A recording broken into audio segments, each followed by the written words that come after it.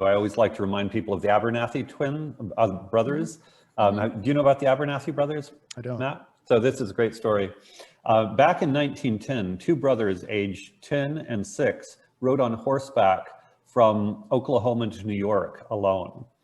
And so in terms of how infantilized, even 20-somethings are, and it turns out their dad was a cowboy, and, cowboys actually were mostly boys. In the movies, they're all these big, rugged, men, but a lot of cowboys. So dad was a cowboy at age 12, was riding, herds of cattle from Texas up to Montana as 12. So his little son got to be 10, and it's like time to take your brother across the country.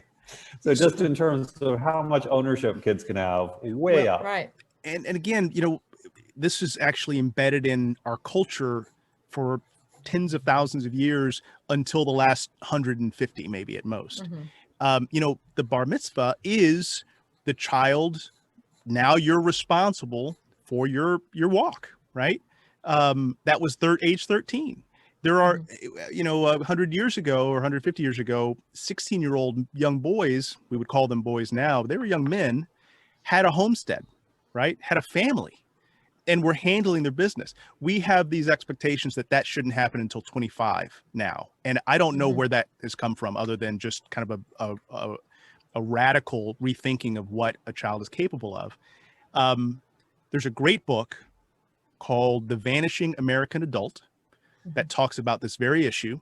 And there's many other books that talk about, excellent sheep, kids that get to college and they really can't think for themselves because they've been taught just to do what you're told for, 17 years or 15 years or whatever.